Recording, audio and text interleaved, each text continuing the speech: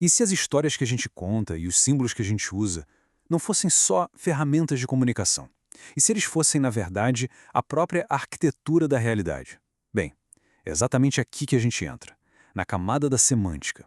O nível em que padrões complexos de experiência são compactados em linguagem, em mitos, em imagens.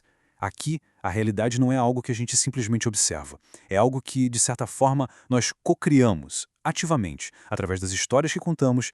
E o ponto central é todo este. Um símbolo, ele não é só uma representação, sabe? Ele é um portal. É a tecnologia mais eficiente que existe para transmitir um padrão complexo de uma mente para outra, atravessando o tempo e o espaço. Pensa nele como um arquivo zipado, que contém terabytes de informação existencial num ícone só.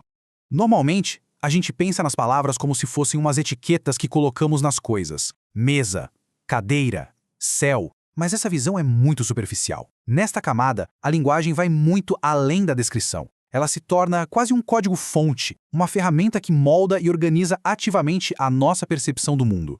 E essa é a pergunta que muda tudo. Quando a gente reescreve a nossa narrativa, não estamos apenas mudando a nossa perspectiva. Estamos literalmente alterando os parâmetros que governam como a realidade pode se manifestar para nós. A história que contamos a nós mesmos se torna o campo de possibilidades em que vivemos. Ok, então vamos entender a mecânica por trás disso. Como é que um simples sinal gráfico ou uma história consegue carregar tanto poder? A resposta está no design de dupla face dele. Ele opera ao mesmo tempo no mundo consciente e lá no nosso inconsciente profundo. O operador fundamental desta camada é o que chamamos de compressão semântica. É basicamente o ato de pegar um padrão vivo, dinâmico, multidimensional, como a experiência da transformação ou do amor, e encapsular tudo isso num pacote portátil. É isso que permite que uma sabedoria ancestral seja passada através de uma única imagem ou de uma parábola. Isso aqui ilustra de forma brilhante a verdadeira função de uma narrativa. Na superfície parece entretenimento, um relato do que aconteceu, mas no seu núcleo, uma história bem contada é um software. É um algoritmo que, ao ser executado na mente, instala um novo padrão de percepção e de possibilidade.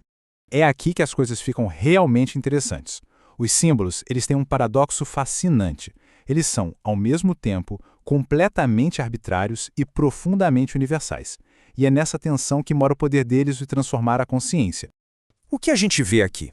São só algumas linhas numa tela? Ou é algo mais? Porque essa forma específica que a gente encontra em culturas que nunca tiveram contato evoca um sentimento de reconhecimento quase que instantâneo.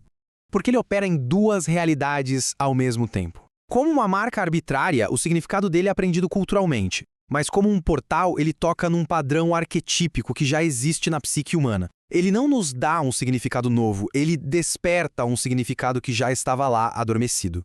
E este padrão, ao ser ativado, desperta um sentimento de observe o que surge. Esse espaço em branco não é uma falha, não é um erro, é um convite. É o momento em que a transmissão de informação se torna uma cocriação de significado. É a nossa participação que completa o circuito.